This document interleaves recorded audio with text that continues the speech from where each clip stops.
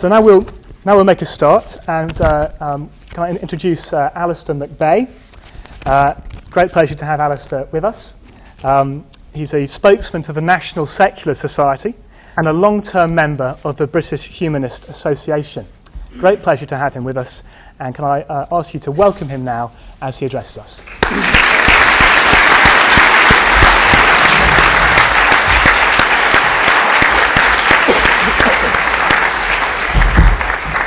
Good evening, thanks very much. I'm a bit fluey and the paracetamol is kicking in, so apologies if I get out of breath or if I have to refer to notes more than I usually would.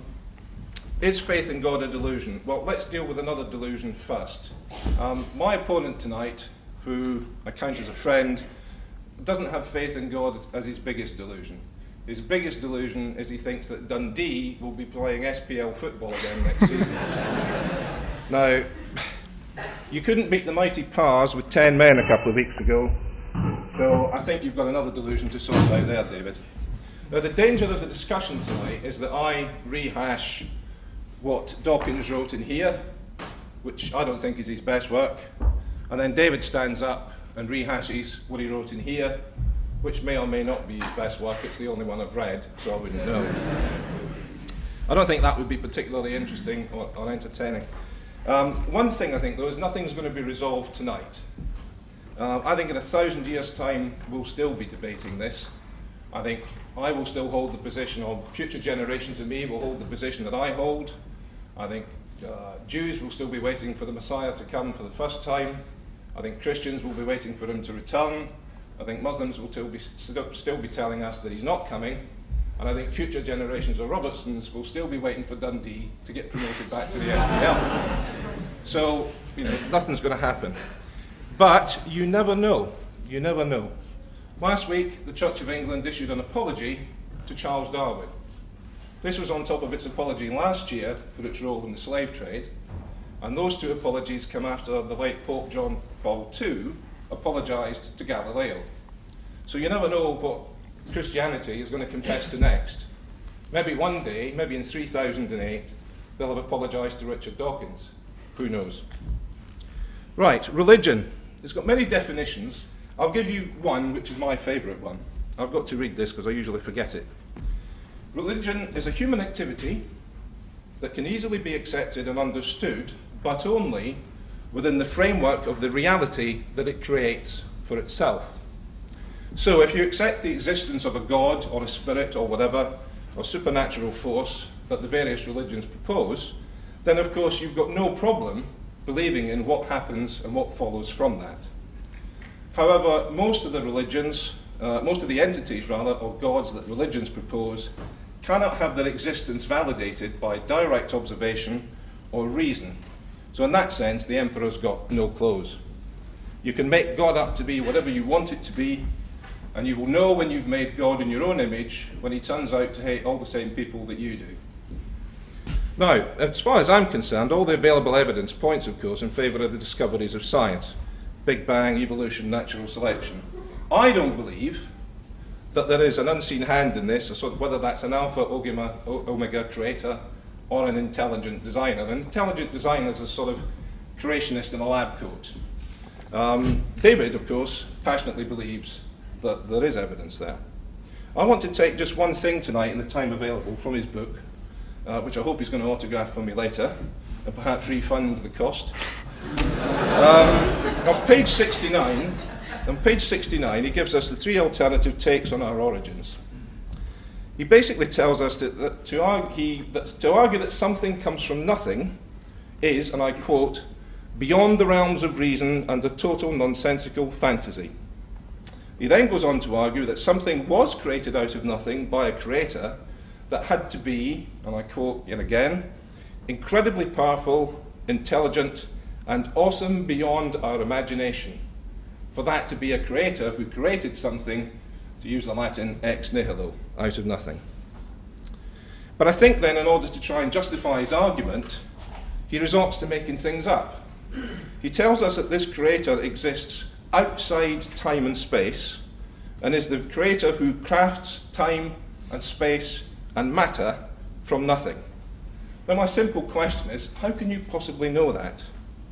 He then argues to say that Dawkins is taking an incredible leap of faith, and it begs the question, who says that everything, including God himself, has to come from something? Well, I think, David, that you do, and I think so many religious people do.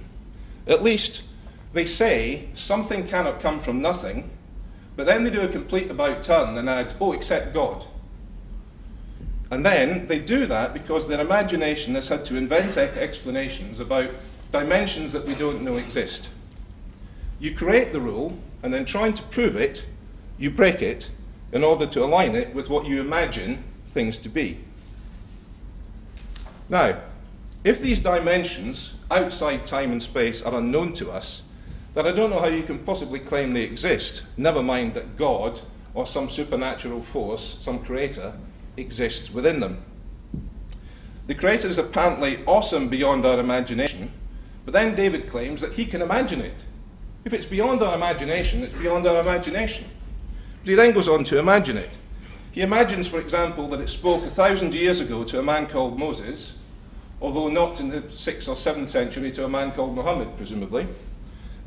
He then says that it performed the world's first thoracic surgery to create a woman from a man's rib. He then says it had a son, that it delivered a system of moral authority, and most absurdly, in my view, that it is part of something called a Trinity.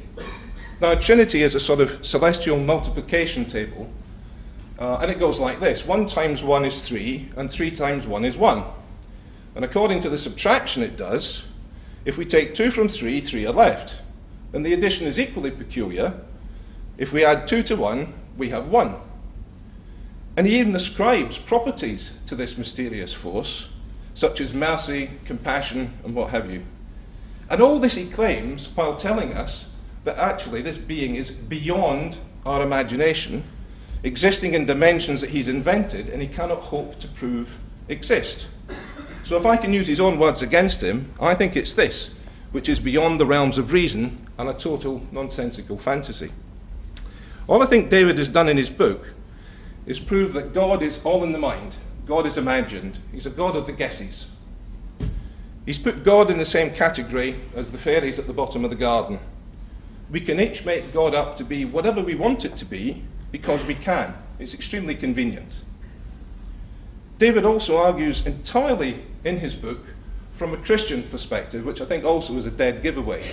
There's no quotes in there, supportive quotes from the Upanishads, or from the Quran, or from the Book of Mormon, or from the ancient Egyptian Book of the Dead. And I think that's further proof that his arguments for God and God's existence are merely a reflection of his own prejudices and his own imagination. Now, none of this actually matters from my personal secular perspective. Aside from my personal views on whether God is a delusion or not, it's irrelevant to where I stand and where I come from. Another serious flaw in David's book is that he confuses atheism with secularism. Secularism is merely a neutral position that recognizes that we all have different beliefs, and argues that the only way we can happily live alongside each other is if no one of these hugely divergent beliefs is given privileged treatment by the state, which must be neutral on matters of religion. Now, there are many secularists who are also deeply religious people. Take, for example, the British Muslims for Secular Democracy. I don't think it's possible to be a Muslim and an atheist at the same time. Even the powerful and deeply pious Southern Baptists Convention in the United States would agree with me on this. A guy called Brent Walker, or J. Brent Walker, to give him his proper name, from its Joint Committee for Religious Liberty, said in the Washington Post this year, and this is a direct quote, "Atheists and agnostics are as moral, if not more so, than many people of faith. Secularism, properly understood, is not a bad word. Our US government should not be hostile to religion, but it must remain religiously neutral." So secularism doesn't set out to destroy religion. It's about allowing everyone to believe what they want in their personal lives while not having one specific religion dictating in the public sphere how all of us should live our life. It's as much about freedom from religion as freedom of religion. But this is the area where I think the God delusion really does come into play in a practical sense. It really doesn't matter if David Robertson thinks I'm deluded because I don't believe in God. It really doesn't matter if I think he's deluded because he does. David will tell me, I'm sure, that his religious faith motivates him to get up in the morning. It gives him structure to his life, principles he's prepared to go to jail to defend, things he will even be prepared to die for. Well, I've got beliefs too. I have motivations. I have principles.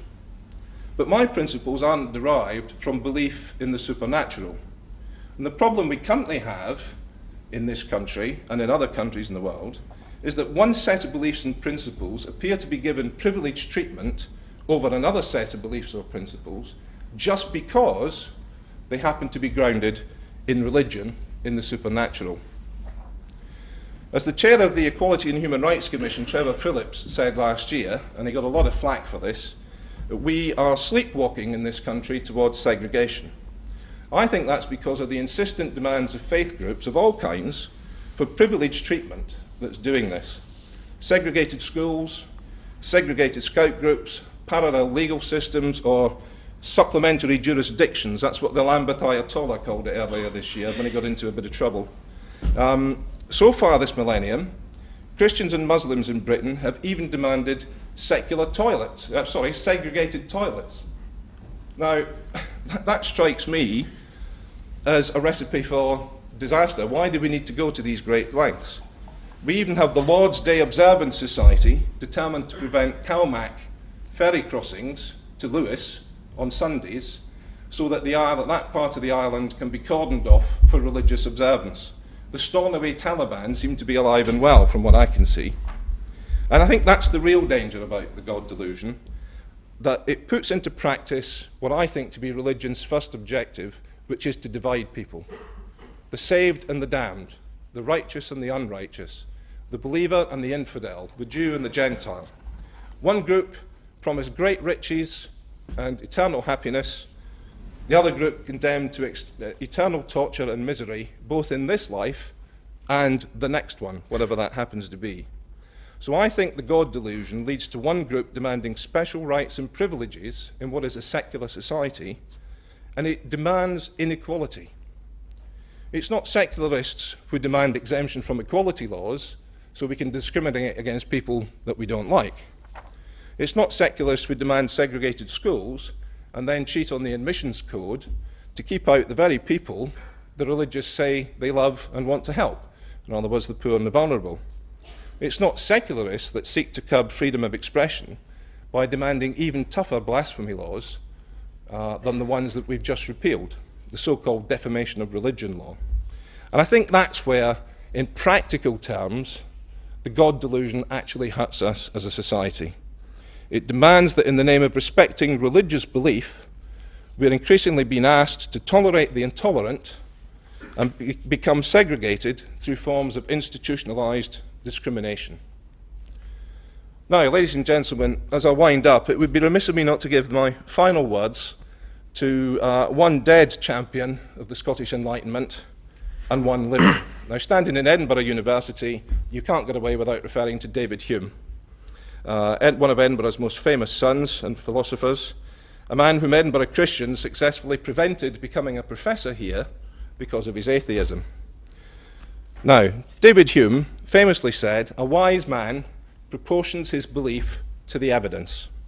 And I think those should be your watchwords. A wise man, in my view, is not one who proportions his belief to the existence of a creator, where that existence can only be asserted by reference to being beyond our imagination and with reference to dimensions that we cannot possibly know exist.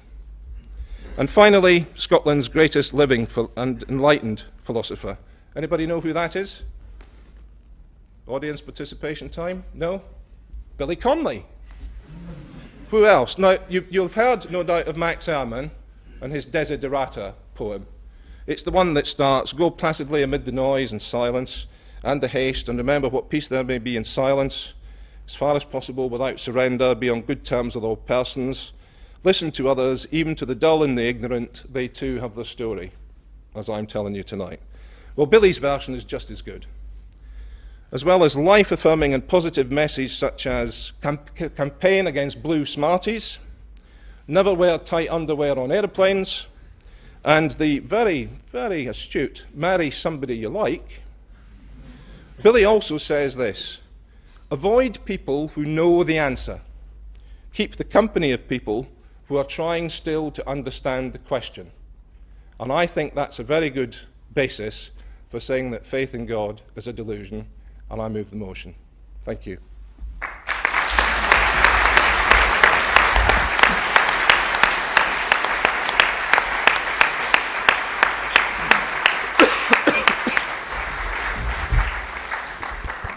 Thank you very much, Allister McBay, for starting us off. Now I want to invite David Robertson to speak to us. David is the chaplain at Dundee University and author of the Dawkins Letters, which we've heard about, and also various historical books and articles. So, David Robertson.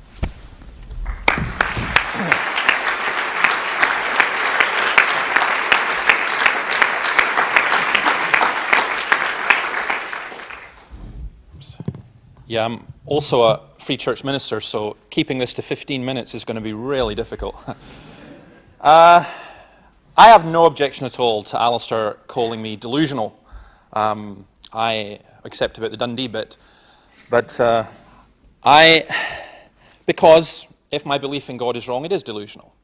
And I'm sure he's not going to object too much if I say that his own faith is also, in my view anyway, delusional. We shall find out. The Apostle Paul said that if Jesus Christ has not been raised from the dead, then we are of all people to be pitied. So when we come to discussion, let's have none of this polite, you're all right. No, we're not.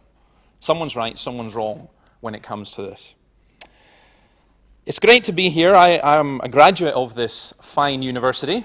I recall coming here when it was the library. I was an art student, and we had a strike one time to protect student grants. None of you will know what those were. But it was quite funny because the social science students, we had to, when we were occupying the library, we had to show the social science students where the library was, because the only time they'd used it was when there was an occupation of it. I stood for senior president of this university, and I'm quite intrigued that Allister talks about the tolerance of secularism. I still have a chip on my shoulder because I was the favourite to win until the student newspaper shafted me because I was a Christian. The editor did not like Christians. And he used my Christianity, which I never used in a political speech ever, to say in the student newspaper that I was an extreme right-wing nut morally and an extreme left-wing nut economically. So I lost the Tories and I lost everyone else in one fell swoop. Kind of thinking about this in terms of what is a delusion, I was kind of nervous coming down, so I cheered myself up by listening to Leonard Cohen and Nirvana, just to get me in the mood. There are all kinds of delusions. There is the delusion that our government seems to have had that banking chiefs will vote themselves a bonus cut because of the chaos they have created. There's the delusion that Hibs will win the European Cup. There's the delusion that I live by because I don't look in a mirror, that I am handsome. There's the X Factor delusion. You ever seen that in the X Factor? It's hilarious. Someone comes on and they can't sing. And Simon Cowell or someone just hammers them. And they go off in tears and they come to the camera and say, I believe in myself. I believe I can win it, and so on. You're going, you can't sing. Get a life. But we're kind of taught to have all these kind of delusions about ourselves. According to Webster's dictionary, a delusion is something that is falsely or delusively believed or propagated. A persistent false psychotic belief regarding the self or persons or objects outside the self that is maintained despite indisputable evidence to the contrary. Now, where I agree with Allister is I believe there's nothing so dangerous as a religious delusion, and there are plenty of them. My wife is a mental health officer across in Fife, and you quite often meet people who have delusions of grandeur. I personally have visited psychiatric wards, and I've met the devil, and I've met Mary, and I've met Jesus. People who are deluded into thinking that's what they are. My favourite story about that actually is in a particular church in Dundee where a man stood up and started shouting, I'm Jesus, and started shouting at people. And this very astute woman stood up and shouted, I'm Mary, and I'm your mother, and I'm telling you to sit down and shut up. Which I thought was quite a neat way to deal with it. A religious delusion I would describe as a philosophical belief or worldview which affects one's behavior, which is false. It's not real. It's not based on real evidence. It is a delusion. And I'm afraid I have to include in that the delusion of the atheist faith.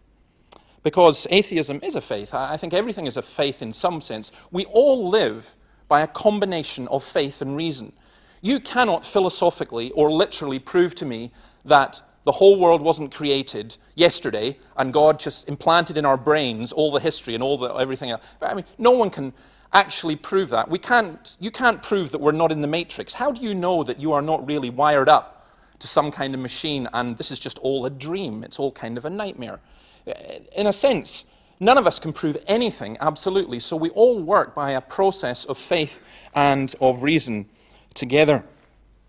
My concern is that so many people consider that belief in God is de facto a delusion. Dawkins, for example, in his book The God Delusion, gives a definition of faith which no Christian would accept. But it's easy to argue against something when you put up the opposite point of view.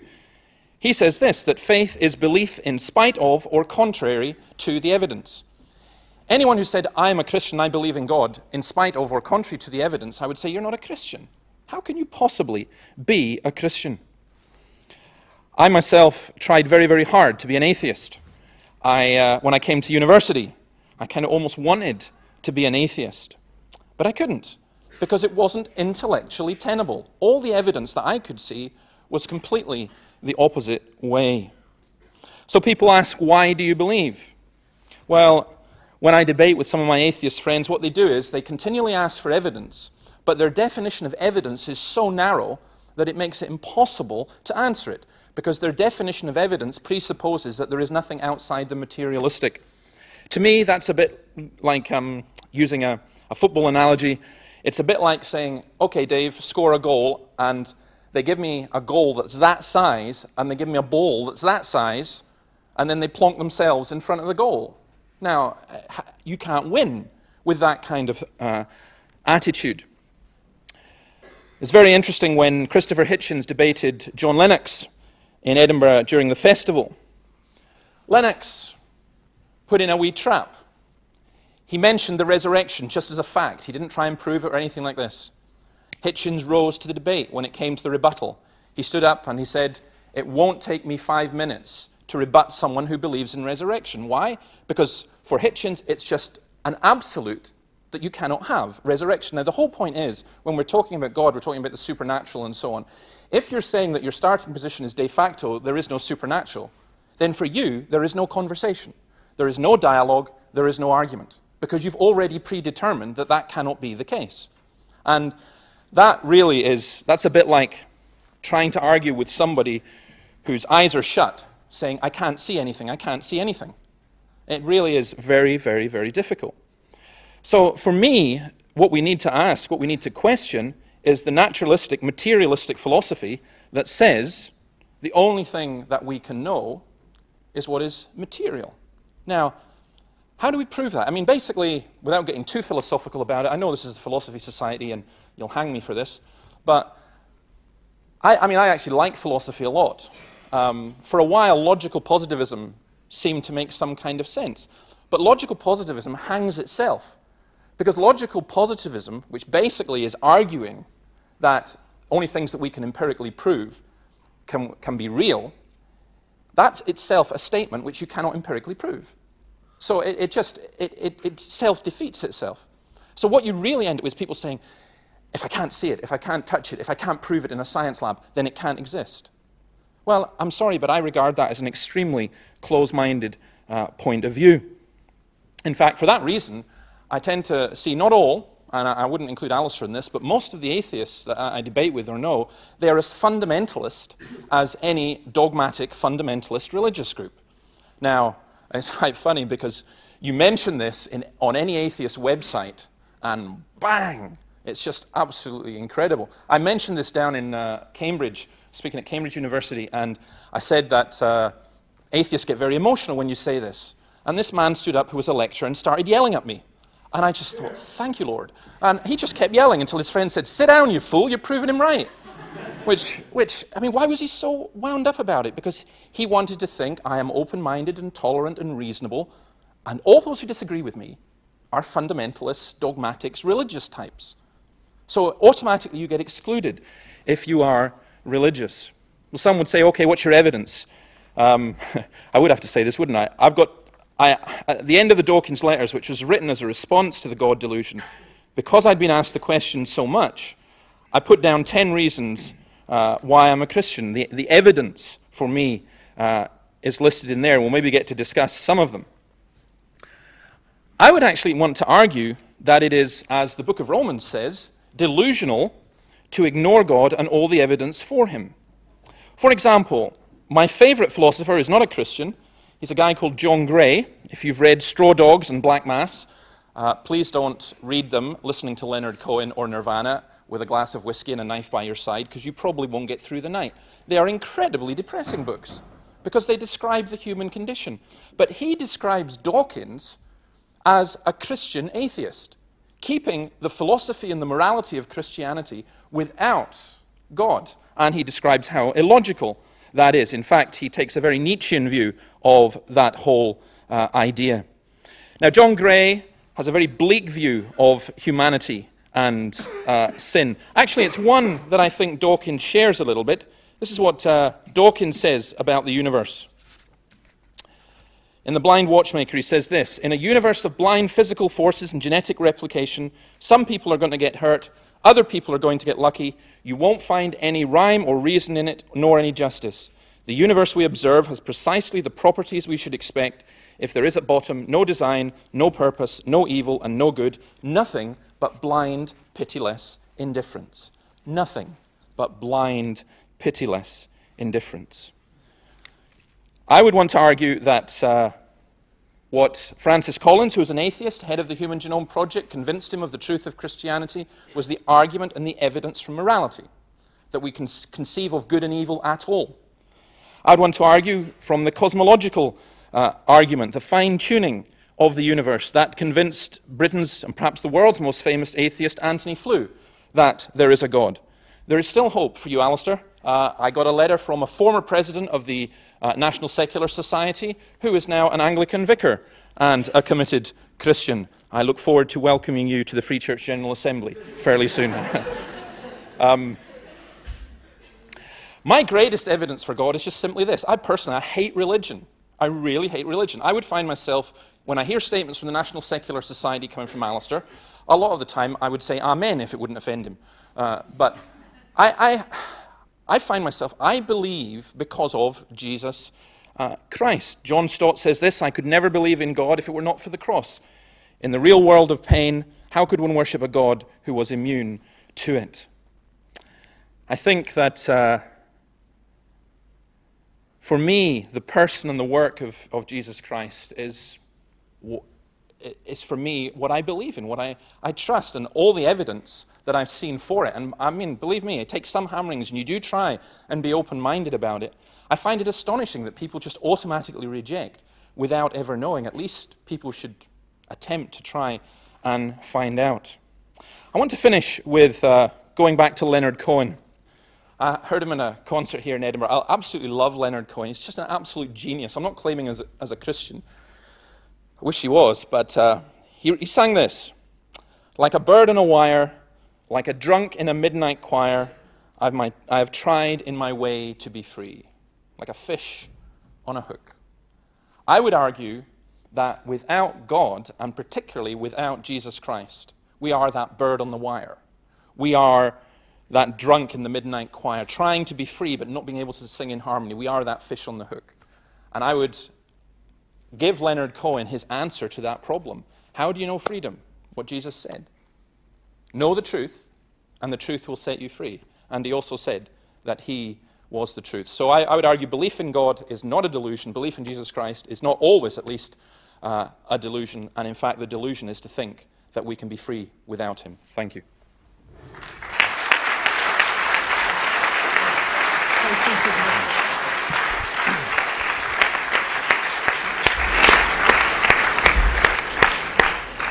Now I invite Allister to respond for a few minutes.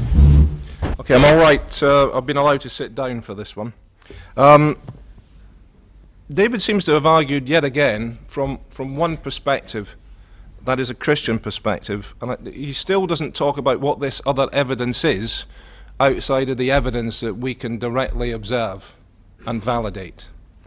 I've always found the business about the resurrection quite interesting, in as much as there are maybe in the New Testament accounts written decades after the event, and we have to take the word of maybe 8 or 9 people at most, that this event actually happened.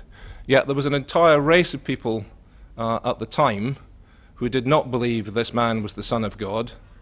They were the Jews, and they have been discounted. Their view has been totally discounted. And likewise in 700 or thereabouts, there was another revelation to the Prophet Muhammad, and the Quran tells us that Jesus wasn't resurrected, didn't die on the cross, and further that the revelation to the Prophet Muhammad was going to be the last revelation, so he's not going to come again. Now, there may be 1 billion Christians in the world who believe that Jesus is the Son of God, died on the cross, was resurrected. There are 1 billion people in the world called Muslims who don't believe that, or at least they don't believe in his divinity, but they believe that there was a man who existed who was called Jesus. So the evidence that we do have out of what's observable seems to be entirely conflicting, and that we have 8 or 9 people in the New Testament who say this happened, and huge armies of people who say that it didn't. I'm not a philosopher. I try reading some, but I haven't got the grey matter for it, I'm sorry. That's probably because I support Dunfermline Athletic, which will tell you a lot more about me, as it will, as David has said to me in the past. I always like the one quote about philosophy, and I'm sure you've all heard this, it's probably first-year student stuff. Philosophy is questions that may never be answered, whereas religion is answers that may never be questioned. And that's a view that I hold. I'd just like to wind up by telling the story. I went to a meeting in Glasgow last month of the new Equality and Human Rights Commission, where we all sat round the table, the religionists and the atheists, the Catholics, the Protestants, the pagans, the Hindus, the Sikhs, the Muslims, and I had sitting next to me a very nice man, a chaplain from a university, who was also a Church of Scotland minister. And he said to me privately over our cup of tea that he actually agreed with my position on a lot of things, and for one simple reason. He had no problem with his faith on a personal basis. He had no problem in his church with people who came to share that with him. His objection was organised religion, when a religion came out of the church and got politicised and got involved in society. That, I suspect, is what David means when he says a lot of religion he actually hates, and he says that quite openly in his book. I think, going back to the point I made at the beginning, it doesn't actually matter whether he's deluded or I'm deluded. It's how the God delusion, in the widest sense, impinges on the society that we live in, and how we rub along together with each other.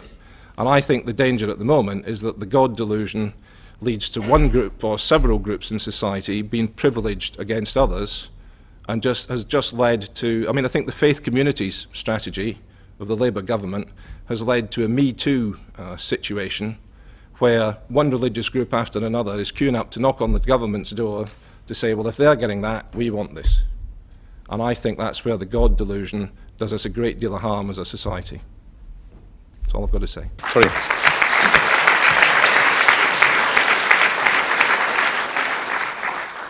Well, you have to be a philosopher if you support Dundee. It's interesting. You see, you always get this argument about, you can't be right because there are so many different religions. Let me quote what Plantinga says. If you insist that no one can determine which beliefs are right and wrong, why should we believe what you are saying? Why does your belief that is the case, why should that be any more valid than any others? Tim Keller argues in his book, we are all exclusive in our beliefs about religion, but in different ways. And he goes on to argue, although many continue to call for the exclusion of religious views from the public square, increasing numbers of thinkers, both religious and secular, are admitting that such a call is itself religious. And here's the point of view.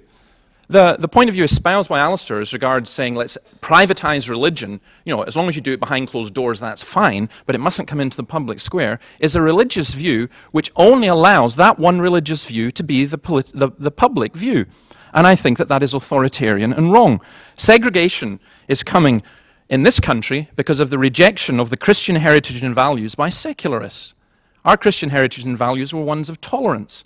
But now when you get the kind of vehement fundamentalist approach of Richard Dawkins' The God Delusion, it is very exclusive. Witness, for example, that poor Anglican vicar who is an absolute evolutionary biologist who dared to suggest that perhaps it would be a good idea to discuss creationism in a science class when they were teaching evolution. He's gone. Why? Because that kind of viewpoint is not to be tolerated. I have to say, Allister's right. Well, he's wrong, actually. He said, I had faith in religion. I have no faith in religion whatsoever. I do think that what I believe can be validated by reason and empirical evidence. Just going through his speech, I love the Big Bang. As a Christian, I believe in the Big Bang. In fact, it's been a godsend, literally, to people like me. Because before Big Bang theory, people generally believed that matter was eternal. Now we know the universe had a beginning. And that's resulted in the absolute fantasy of the multiverse theory, where Richard Dawkins says it's crazy to believe in a resurrection, but it's okay to believe that there's another universe in which you are already dead, and yet another one in which you have a green moustache. Now, he puts that forward as a serious proposition, and people go, oh, isn't that wise? And then they laugh when you say you believe an almighty God could have raised his son from the dead. Allister asks a legitimate question. How can you know it? Well, I would argue very simply. Two things. First of all, are we going to reduce reality to only that which we can know? That, for me, is an arrogant position. Secondly, we can know by revelation. And that becomes a big argument. Could God, if there was a God, could he reveal himself? By definition, I would argue that he could, and I would argue that he has. I do not put God in the same category as fairies at the bottom of the garden. And I do not accept that God is whoever you want him to be. I'm fed up, actually, of Christians going around saying, I read this book and it made me cry and God spoke to me through it and it was so wonderful and it was tosh. And you're going to say, no. I mean, of course, there's got to be truth and reality in that. We were talking about percentages of people. I don't know what this says, but I love this statistic. I've got to give it to you anyway. I know I've only got 1 minute and I'll waste a couple of seconds with this, but 14% of atheists, according to a poll last week in the United States, pray and say they believe in God.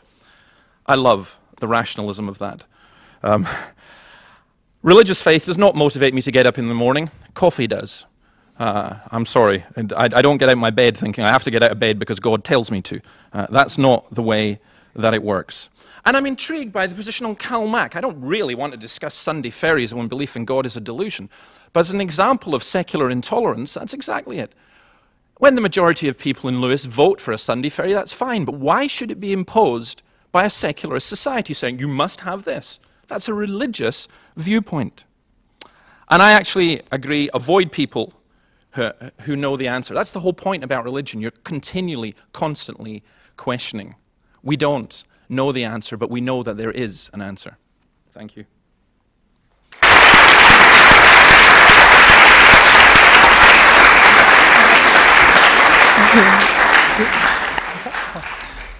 We'll now move to a time of question and answer. If you want to raise any points from the discussion, please just raise your hand and come down to the microphone here, and we'll take the questions. Just come on down to the microphone whenever you're ready. Okay, come on down and just make a cue. Okay, if you can just keep the question short, please, to the point, and make sure it's on the topic.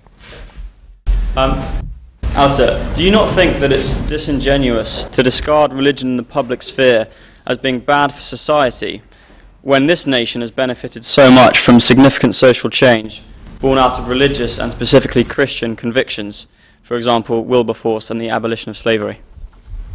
Well, on the other side of that, the people that Wilberforce was arguing against who wanted to retain slavery were other Christians. So there's two sides to that one. I don't actually argue, I mean, David is wrong that I don't argue that religious voices should be quietened and we shouldn't hear from them. Quite the opposite. Believe me, every time a reverend or a bishop or a cardinal or an archbishop stands up and says something, our membership spike goes like that. So I want them to say more all the time. They really are our best recruiting sergeants. Likewise, in terms of members of Parliament who are religious, and we have these arguments that brew up, such as the embryology bill and different religious viewpoints, where the Catholics are dead set against it, and the Jews turned, the Jewish lobby said, well, no, actually, we have a different view of life to the Catholic view, and we think the Catholics are wrong. I think all these things should come out in the open. The problem I have with it is that there is still this hangover that religion seems to want to go back to the days when it told us exactly what to do, and we did it, and we didn't ask questions. So I'm not saying that an MP leaves his religion at the door of the House of Commons when he goes in. Of course he's not going to do that. He's going to bring that in, and it informs his view and all the rest of it. What I would say is that it's not his job once inside the door to argue for the merits of his religion over all others, and to only consider the outcomes for society on his religious perspective. Okay. Do you want to follow up on that, David? Yeah, just very briefly. I found it very interesting that when Tony Blair was asked about praying with George Bush in a very facetious way, Alistair Campbell came in immediately to protect him by saying, we don't do God. Why? Because in this country, in our educational elites and in our media elites and in our political elites, to suggest that you have any kind of religious faith, you are going to end up in enormous trouble. And I think there is I accept Alistair's not like this, but I think there is a fundamental intolerance there. And I think we have to fight against that intolerance and allow people to express their philosophy publicly, whether they are atheist or whether they are religious in any form whatsoever. Okay, let's move to the next question. I'd like to question some people's definitions, really. Very quickly, I'll make a main point at the end. Okay. You refer to Richard Dawkins and other people like him as fundamentalist atheists, but I'm sure that as Richard Dawkins himself will tell you, and every atheist I've ever met, if there was evidence for God, we would be the first people to turn around and say, yeah, God does exist, we were wrong, which is kind of how I define a fundamentalist. Dawkins says that in one of his books. Okay. Well, there you go. Let's carry on. Supernatural, you say that you rule out the supernatural. Philosophers tend to rule out the supernatural, but obviously because if it happens in this natural world, then it's not supernatural, it's natural by definition. So, freedom. Just to speak up a little bit. Sure, sorry. The freedom, you say that you can only find freedom through Jesus, but I don't understand how you can have a moral system that has rules from above handed down, which restricts your reproductive rights. All kinds of things are being prescribed onto. How is that more free than not? Thank you. And okay. the main point. Okay. Sorry, I put it to the speakers okay. that any faith is a delusion, not just faith in God. Okay, thanks. Okay. Obviously, I would take half an hour to answer all that. I tend to think that the definition of a fundamentalist is somebody who says, I'm not a fundamentalist. If anyone disagrees with me, they're a fundamentalist. I mean, it seems to me that there are fundamental beliefs that people have. Indeed, all of us, to some degree, are fundamentalists. Some atheists I've met are very, very open to discussion, but others, the minute you deviate from their perspective, that's it. You are just... Go on the Dawkins website and dare to question and see what happens to you. Supernatural is natural by definition. No. Supernatural as a cause, we can argue that the supernatural intervenes and can work within. But just saying supernatural is natural by definition is, I think, just word games and doesn't really make a great deal of sense. And freedom for reproductive rights, that's very, very interesting. There are different kinds of freedom. You know, I personally don't have the freedom to fly by myself because that's not the way that I am made. Our freedoms are restricted in many different ways, and in reproductive rights, what I find absolutely fascinating, I know of a group called Atheists Against Abortion, but they are very, very, very unusual. And I'm thinking, why would anyone who has any knowledge of science at all want to argue, as some do in the United States, for example, for partial birth abortions or abortions up to term and all that kind of stuff, I think that's not freedom. That's not freedom. And the whole question you put there of what is freedom and what is morality, I would love to know. Dawkins says without religion, there is very little basis for an absolute morality. If there is no absolute morality for me, there is no basis for morality at all. Okay, let's go on from there. Okay. I always get amused when people say that atheism is a faith position. It's a bit like somebody telling me that the fact that I don't collect stamps is still a hobby. I've never quite managed to... I'm never quite able to get the philosophical grasp on that one. I think the point I wanted to make, actually, to the last speaker that I forgot, if you will indulge me, is that quickly. It may be that Christianity has given a lot to us, but in the last 400 years, what has brought the enormous advances in humanity has been the reaction against Christianity. The Enlightenment. We're in the home of David Hume, for heaven's sake. So, let's not say put hands up for one thing that has influenced society. Next Lots question. of things have. Okay, yes, please. Okay, first of all, just a point of order, a point of information, perhaps. Francis Collins is a Christian, definitely a Christian. He said he was an atheist. No, he was an atheist. He became a Christian. He said he is an atheist, I'm pretty certain. No. He's one of the most famous Christian scientists. Anyway, that was just a point of order. My question goes along these lines. You said that you know people who think that science is the only way to answer anything. Yeah. That's it. They don't accept. Have you ever really met, and my first part of the question, have you ever really met anyone that doesn't accept any evidence apart from science? Yes. Really? You've really met people who don't believe in relationships with people or society? They do, but they believe that there is evidence. Wait a minute. That's my question. Sorry, you asked a question. Well, I'm not quite finished my question yet. Finish up quickly. All Yeah. right. Okay. Have you really ever met anyone that doesn't believe that you can learn things from other people? You can learn things. You can know things like things that science hasn't answered yet, like love or anything like that. Have you ever really met anyone that doesn't believe in that? Secondly, you say that your scientific friends, your scientistic friends, perhaps you would say, they think that they have a very narrow definition of evidence. You said the thing about the football and all that. Mm-hmm. I think you have a too wide definition of religion. What is your definition of religion? You say that the NSS have a religious position because they oppose they oppose banning ferries on a Sunday. I mean, what exactly is a religious position then, if it doesn't include ritual and belief in supernatural things and Great, and thank you. Okay. You forgive me minute, saying I thought that was slightly confused. A religious position, you say it's too wide, and then you accuse me of saying it's not, if it doesn't include ritual and so on. A religious position I already described as a philosophical belief or worldview which affects one's behavior. So, I would regard that as a... What I'm saying is, I think a religion is something that includes ritual and such like. That's what I Yes. think.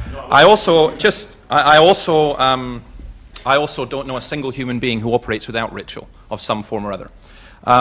As for your question, and I'm not sure it is a question because I thought it was more an accusation, that how is it possible? Do I really know someone who doesn't accept relationships and love and so on? Actually, I know plenty people. Plenty. Scientists, if you're a naturalist materialist, by definition, you are going to say that love is not a Daily Mail cartoon, but a chemical reaction. And I could name one top chemistry professor who, when I discussed it with her, she said to me, ultimately, David, that is correct. It is we can explain everything scientifically, and if we cannot explain it, we will be able to explain it. So the New Scientist magazine in the United States in the year 2000, now, here's a very interesting thing. They ran an article on, within a decade, they were arguing that we were going to have the theory of everything. There was going to be a scientific theory which would be of everything. That position has now retreated, mainly actually because of maths. And there are some German mathematicians who have developed mathematical formulas, which I do not understand, which basically say it is mathematically impossible to have a scientific theory of everything. But I know plenty of people who would argue that love, relationships, and all the rest of it can be explained through evolutionary biology, through chemistry, through observable science. So yes, I do. Let's go on. Alistair, do you want to speak to that? Or just move on? Well, no, actually, just move on. Move on? Yeah. Okay, next question, please. Thank you. My question is for... If you can speak up, please. Thank you. Oh, sorry. Please. My question is for David Robertson. Yeah. So, according to your opponent, you wrote in your book that that you couldn't have... let me rephrase this. That we don't have that we couldn't possibly have a concept of God. He's like beyond our conception. But then there seems to be a problem then with any sort of belief in God, because to me it seems that before you can have a belief in something, you have to first have a concept of it. Having a concept of something seems like a prerequisite before you can actually believe in it. But then you have already claimed that you do believe in God, but yet God is beyond your conception. So I don't see how you can possibly reconcile that without either getting rid of the fact that you believe in God or the fact that you don't have a concept of God. Okay. Did we get the question at the back there? Yes or no? Yeah? Okay, great. It's a great question. I was going to say next. No, it's a great question. My argument would be very, very simple.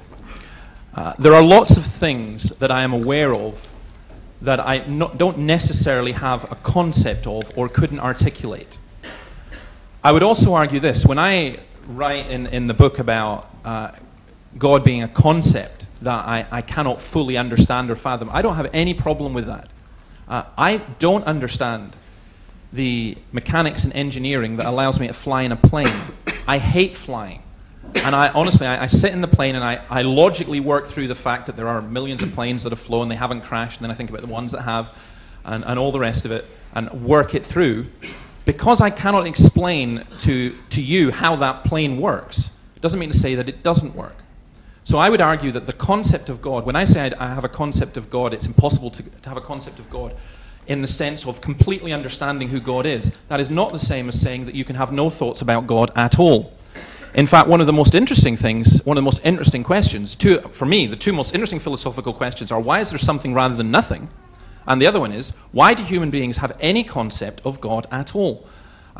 Dawkins admits, along with Dorothy Kellman and others, that children are innate creationists, and they have to be educated out of it, and that they are innate theists. I would argue they're innate theists because, as C.S. Lewis argues, a duck quacks, a fish swims, and human beings have a desire for sex because there is such a thing as sex. I would argue that human beings have a God consciousness because there is such a being as God, and that's where that's actually the starting position I would take. So it's a good question. Thank you. I always think it's dangerous when you get into areas like definitions and concepts. We all end up disappearing up our own fundamental orifices quite quickly, and we don't actually, resolve anything. David talks about concept. Let me just read you one bit from his book. He talks about, in terms of morality, he says, why do we have a sense of good and evil? What is evil? Unlike Dawkins, I cannot believe in the innate goodness of human beings. I see too much evil, and no explanation fits what I observe as neatly and realistically as the teaching of the Bible. I also find the Bible brings us the answer to evil, and I've not yet come across any philosophy which does so. Now that may be David's concept. It's not mine, and if you want to have a separate debate on this next week and schedule about 6 hours, then we'll do it. Yeah. But I don't think you should get hung up on that too much, because I don't think it will get us anywhere. Yeah. Could I as well, can I just respond very briefly to that? The point you made earlier about the Enlightenment bringing, moral improvement and so on. I do strongly recommend that you read John Gray, because John Gray argues that in actual fact the Holocaust and the 20th century Stalinism and so on is actually a product of the Enlightenment. And it's a very fascinating argument that he makes. Neil Ferguson, who's a fabulous historian, where he talks about the 20th century as, his book on the 20th century as history's age, the war of the world, history's age of hatred. And again, he doesn't go quite as far as Gray, but again, he's arguing it stems from the Enlightenment. So the Enlightenment's kind of all cool and sexy in some ways, but actually maybe Enlightenment values also had a negative side as well. We'll move on from there.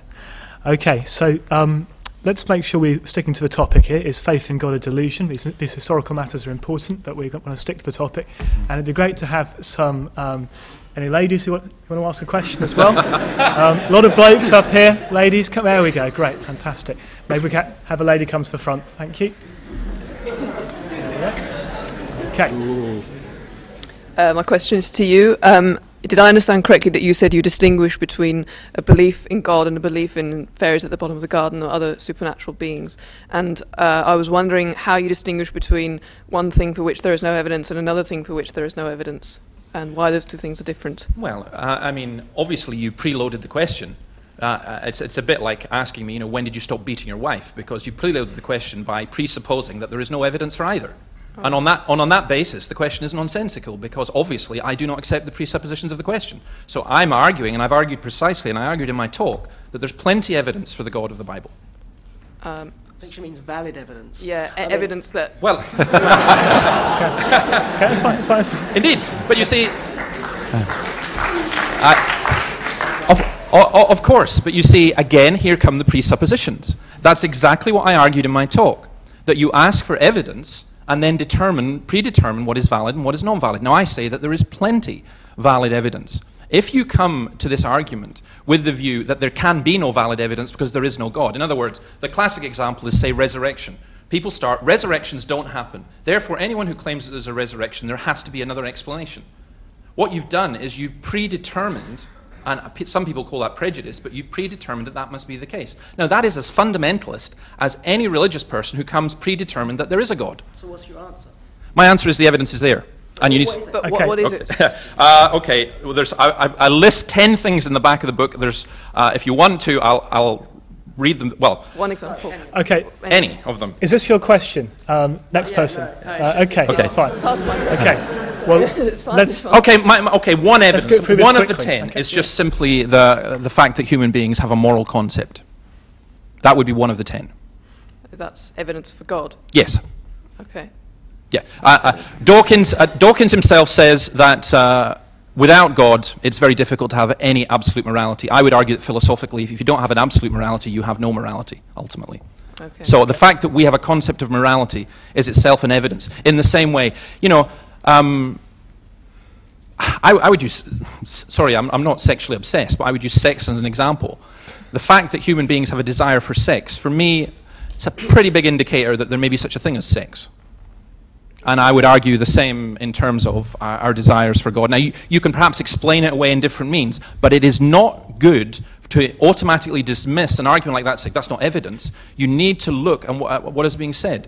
What I find is that 21st century secularists are far, far different from atheists, say, like Bertrand Russell, who at least gave considered attention to the arguments and didn't just dismiss them as saying, well, they can't be right. Okay, let's move on. Okay, next question.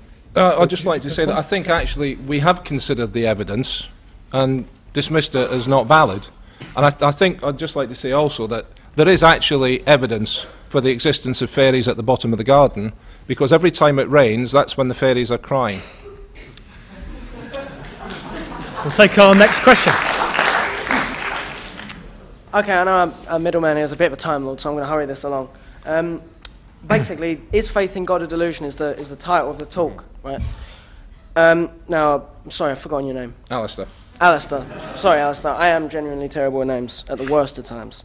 Is faith in God a delusion? It's basically, in very general terms, asking, is God real?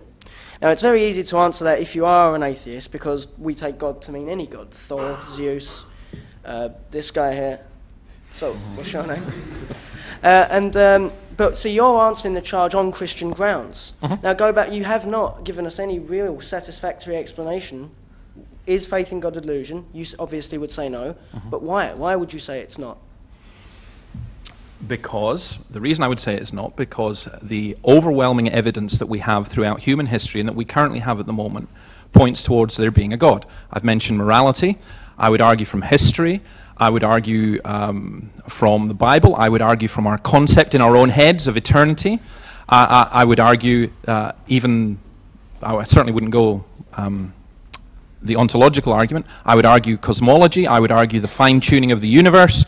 I would argue the same evidence that drove Anthony Flew away from his atheism, and you need to read his book, because it was the evidence. He said his opinion has always been, even when he wrote his most famous atheist books, was, I go where the evidence leads me. And he is now convinced. He's not a Christian, though he does say of all the forms of religion, the Christian religion seems to him to make the most sense, though he has not yet professed himself to be a Christian. He has certainly professed himself to be a theist.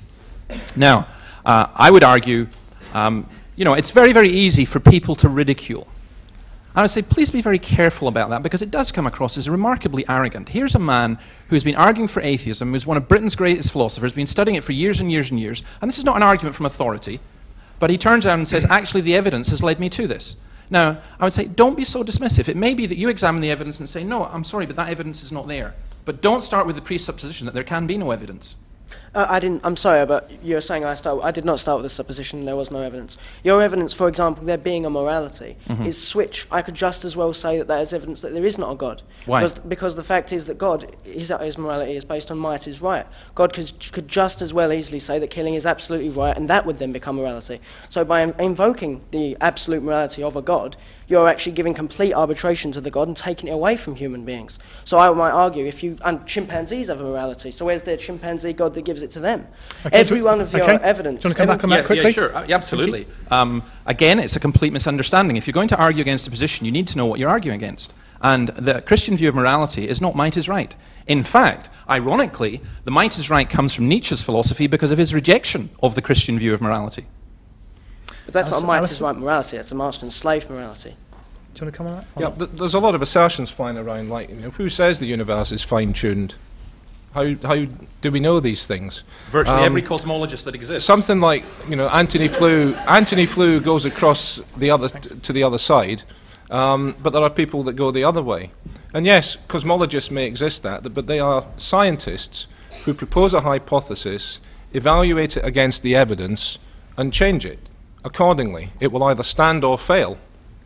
But asserting that there is a God takes the opposite approach. It starts with the answer and then looks for the evidence to fit, which I think is what David does. Okay. Yes, please. And again, if any more ladies who want to come up, don't feel intimidated by all these men at the front. I'm sure you wouldn't, but go for it. Hi, David. This is a question directed to you. Okay. You claim that there are things that exist that we may not know or cannot know, right? Yeah. With reason, right? Yeah. So, but then you also claim that you believe in your belief because God has revealed that to you. But I'm also thinking there are also many other religious people who of different faiths who have been revealed by their version of this God, or even maybe atheists. They have been revealed by some force. I don't know. I'm not saying that whatever. But my question is, how do you know their delusion, then you're not? I mean, maybe you're all delusion. Great, thank you. It's a great question, and maybe every single one of us is deluded. My argument would simply be this. I think your question is extremely valid, and I think every single person, whether religious or not, and I would argue all of us have religious and philosophical views, even if we claim to be atheists, we should all be prepared to put up our hands and say, actually, there's a lot of things we don't know, and we could be wrong. Could I be wrong? Yes. I fully accept that. I speak a fair bit at the Islamic Society in Dundee, and it's a big challenge to my own faith, because the stereotype of Muslims that I have, it's very easy when I don't know and talk to them, but one lovely Muslim lady came up to me after a talk I gave, and she had the full works on, the burqa and everything, and she said, "You're amazing." She said, "You're the first Christian I've ever heard who says he believes in the Bible as God's word and creation and so on." She said, "You're almost a Muslim." I said, well, maybe you're almost a Christian. So the presupposition behind your question is we should all question. My job as a minister is simply this. My job is not to tell people what to believe. My job is to get people to think. And I would argue that's what we should be doing here. Well, I think in David's book, he takes on some occasions the opposite approach. He certainly, according to this book, isn't wrong about Jesus. He's absolutely right about Jesus. So again, you're straying into that area of philosophical inquiry about what's right and what's wrong and what isn't. Yeah. It is a difficult one. I'm not clever enough to work it all out. So take it away, folks. Yeah. I mean, here's the problem, Allister. You see, I'm sure my wife will forgive me for saying this, but sometimes she says to me, if we're having an argument, which occasionally does happen, even in our perfect Christian home, sometimes she will say to me, "You always think you're right." And I go, yeah, duh, of course. Why would I say it if I didn't think I was right? But that can come across as incredibly arrogant. You don't argue for a position if you don't think it's right. What I would say to you, Allister, is simply this. If you could give me evidence or show me Jesus' bones, my faith is finished. That's it. It's done. I was wrong. Is it possible I've got it wrong? Yes, of course it's possible I've got it wrong. But I would just ask everyone to have the same courtesy. Maybe you've got it wrong as well. And I do notice that most of the Christians I deal with don't have the degree of certainty that most of the atheists I deal with. Okay, let's go on.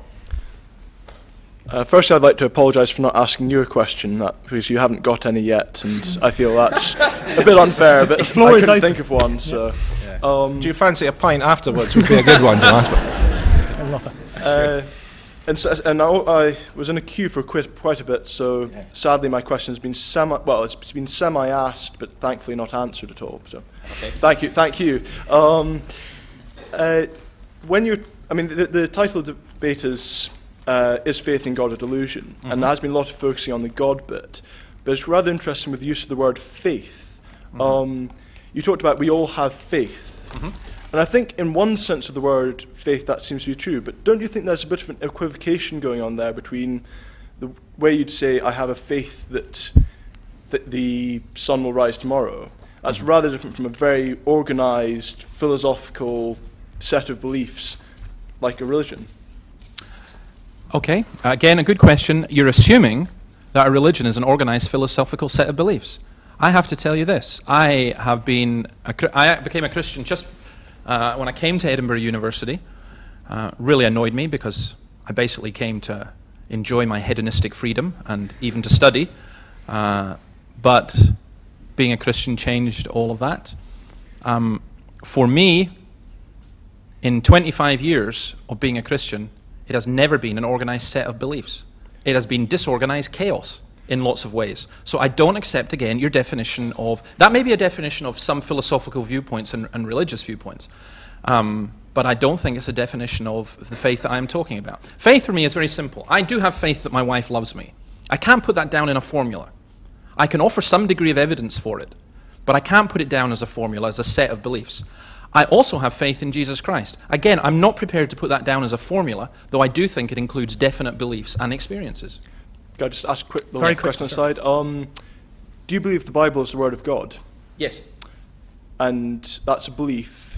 Yes. And it's a book that was compiled through an organised process and is used to systematise and gain contact between the divine. That sounds like an organised belief. No, in fact, again, it's a misunderstanding of the Bible. I'm by training a historian. That's what I studied here. The last thing the Bible is an organised process. It was written over a period probably of about 2,000 years. I mean, I love it. It's the kind of Da Vinci Code, Dan Brown view of the Bible that Dan Brown puts at the beginning of the Da Vinci Code. At the Council of Nicaea, there was a tied vote about which parts of the Bible to accept and which not to accept, and the Emperor Constantine had a vote on it. It's absolute rubbish. It was like 600 to 2 or something, and they weren't deciding on the content of the Bible. Actually, the writing of the Bible is, again, absolutely chaotic. But out of that chaos has come something. Now, of course, some people will presuppose, well, the Bible's all rubbish, and other people presuppose it's got to be true. I have to say this. There are parts of the Bible I really, really, really struggle with. But I've studied it as a historian as well as a theologian for over 25 years. And I'm more than ever convinced of its truth historically and so on. There are bits in the Bible I'd want to say, right, okay, no, that couldn't know. And I've got the top 5 that usually get brought up when I debate on borders, and you just think, okay, but Bible is the last thing the Bible is an organized set of beliefs, and anyone who tries to make it that is going to find themselves in deep trouble. Okay. I'd love to go on, but yeah, thanks. Good questions. Yeah, Last 2 questions quickly now, please. Can we have them both together, please? Is that all right? Just give your questions one after the other. Thanks. My question's to David. Again, sorry, Alistair. But I was just... You could answer it for me. Yeah, go ahead. Sorry. I was just drawing on a central contradiction that Alistair has been trying to point out to you about tolerance. Yeah. Because you said that you're trying to defend Christian tolerance without kind of being tolerant, which I find a bit odd. Because the whole ferry example, you're saying that it should stick to the Sunday. Why are we saying that we should impose our beliefs and say, no, we should have the ferry on the Sunday? But why can't the secular society give the choice? I don't understand where the problem with choice is. Okay, yeah. Okay, I can answer that very, very simply. And the second question first. Sorry. It's quite different. So, I mean, sorry? My question's quite different. Can I just answer that very quickly? Very quickly. It may be that Asda want to open a supermarket at the end of my street, and the whole local community is against it because they don't want to be 24/7 shopping. would you argue in the sake of tolerance that that has to be the case? No, I would argue for local democracy in that sense. And I do not think that anyone has the right to impose values on a community which that community does not hold. I personally have no problem with travelling on a Sunday, and I do it frequently. I'd be a hypocrite if I lied otherwise. If I lied otherwise. There's a Freudian slip. But I think it's incredibly intolerant to seek to impose values on a different community from outside. I know plenty of people in Stornoway who have moved there. I remember hitchhiking there, I thinking like you did. And this guy says, "Oh, I'm not a Christian. I hate all that stuff." But he says, "I love the Sabbath stuff here because all the shops are closed and it's great." Now, that's their choice. Don't impose a secularist morality upon them against their will. Okay. Very quickly to Alistair, to make a change. You kind of, given the resurrection is often the one of the foremost arguments put forward as evidence of God's existence in terms of God raising Jesus from the dead, you kind of dismissed it very summarily and basically equating a 600 years later source as equivalent historically with a source... A revelation. Okay, a revelation, but which is still, or accept it as that, but... Right.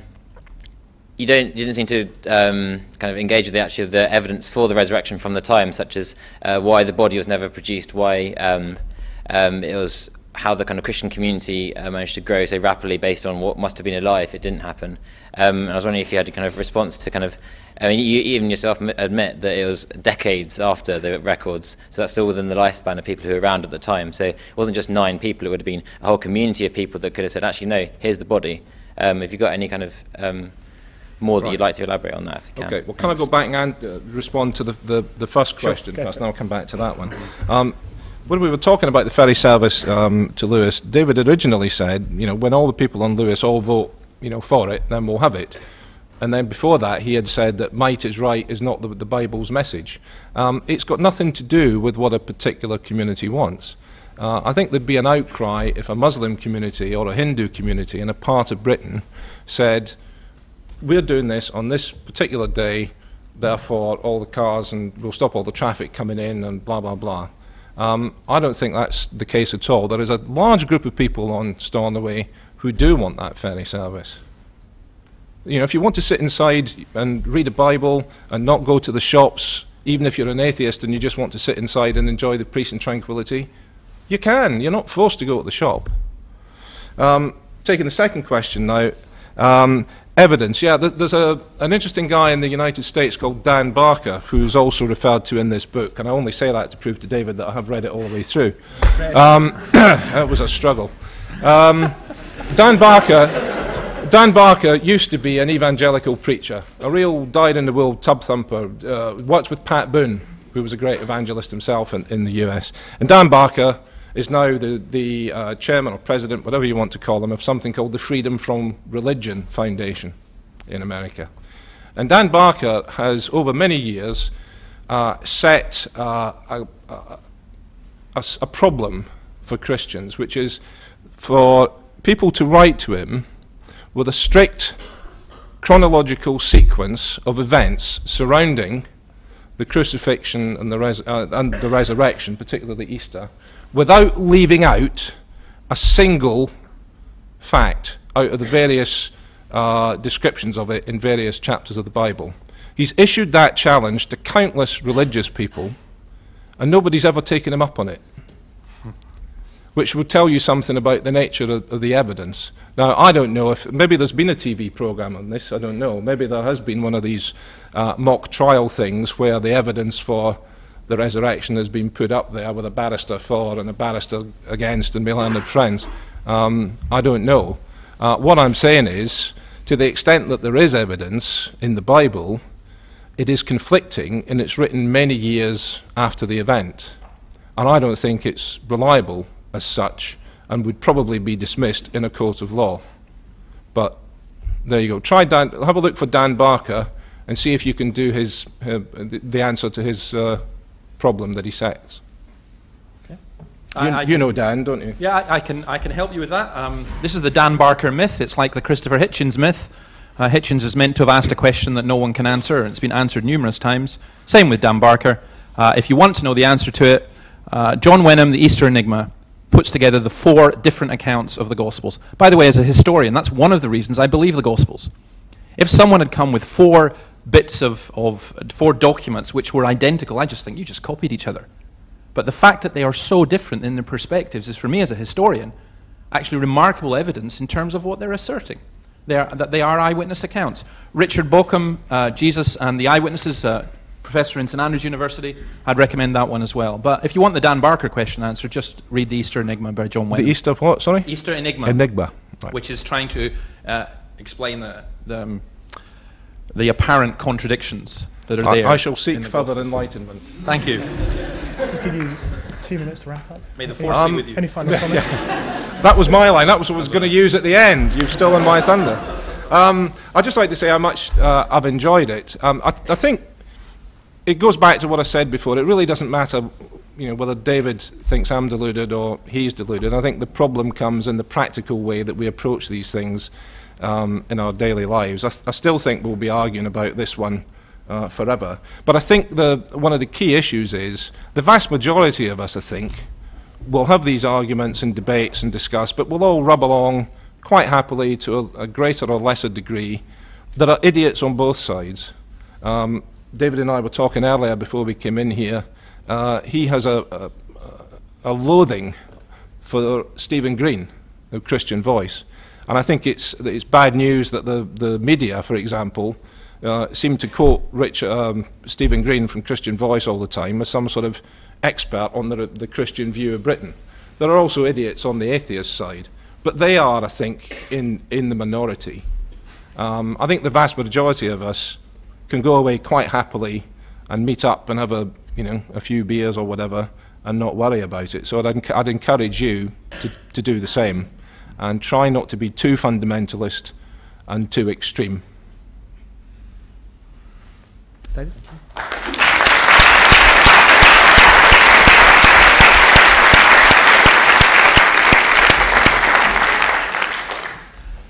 The Apostle Paul was speaking in front of a king one time, and the king said to him, "Do you think that in such a short time you can persuade me to be a Christian?"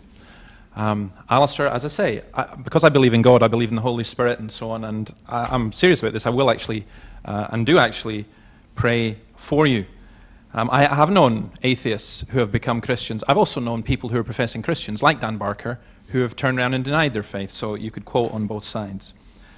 I do want to make a plea for tolerance in that respect. And again, I find it interesting how selective the argument is. Taking the Sunday Ferries thing is just as a thing, saying, well, let people choose. But unfortunately, if you're a worker, you don't get the choice. That's it. You will, if your boss decides you are doing this, that's it.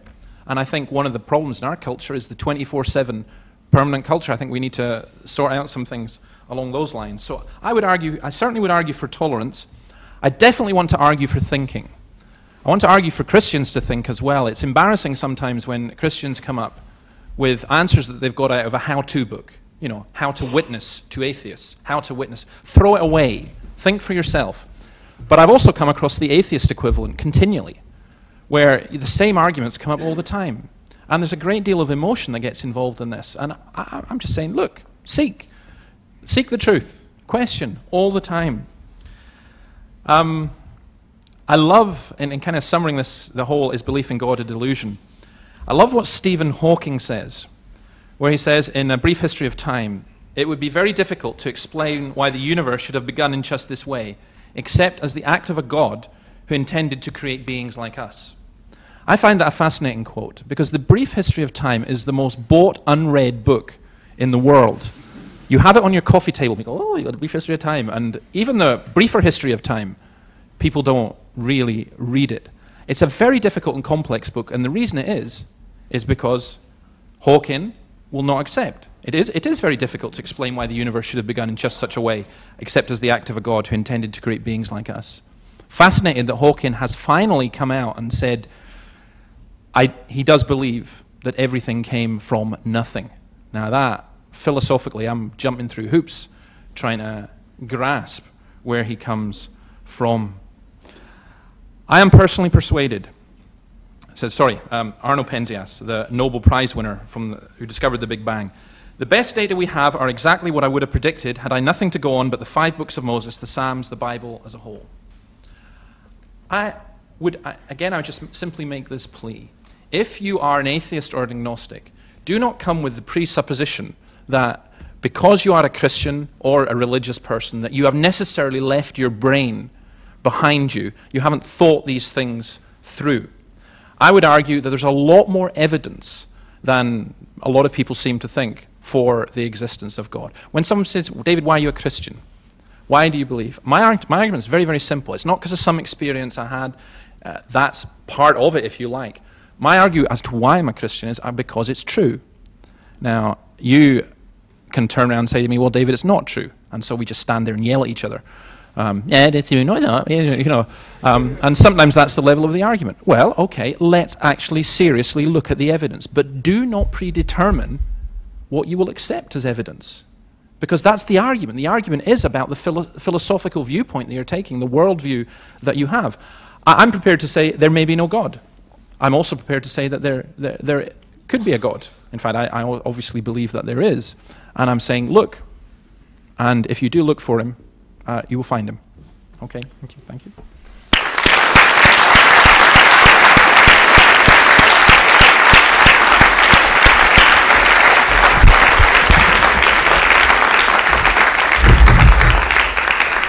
As we close, I'm just going to ask Hannah Kelly and Andy Dyack to come up. They're the president of the Christian Union and Philosophy Society, respectively. And just going to say a few words of thanks and so on. Who's going first? Andy, go first. First, I'd like to start by thanking both the speakers on behalf of Phil and personally. This sort of debate is something that it's going to continue to happen. I don't think any of us are going to stop talking about it after we've heard what they say, and it's something we should talk about, and I hope everyone here does go away and talk about that. I would like to thank the CU. They've done a tremendous amount of work with this, in particular Simon Milligan and Jack Charnley, who's basically put the whole thing together. And I'd just like to invite you to join me in thanking them.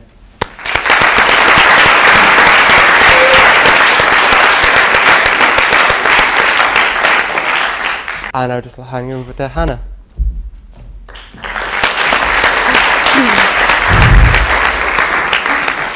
Thank you, Andy. I just want to say on behalf of the Christian Union a huge thank you to both speakers for joining us here this evening. It's been a great opportunity to dialogue and debate together. I'd also like to say thank you to Josh for chairing the debate. As ever, just your help has been fantastic, so thank you. Also like to say thank you to Andy and the Philosophy Society and all the stewards. You're in various places. Thank you so much for your help. It's been such a delight to partner with you in putting on these debates over the last couple of years and to really ask questions together. I think that's so important that we ask questions together, especially whilst we're at university and have the opportunity to do that. So I'd just like to ask you to join with me in thanking the Philosophy Society and Josh.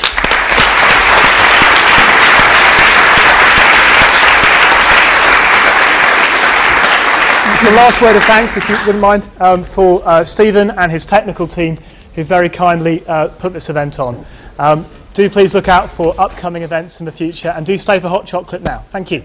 Guys, sorry, before you go as well, can I just say this? I know there's lots of questions and things. You can either get my email address off me, my card. If you buy the book, it's in the back of that as well, so that's the thing. But I'm very, very happy for people to write questions, because I really do want to hear what you've got to say, and it's a good way to continue the dialogue, so feel free. Okay.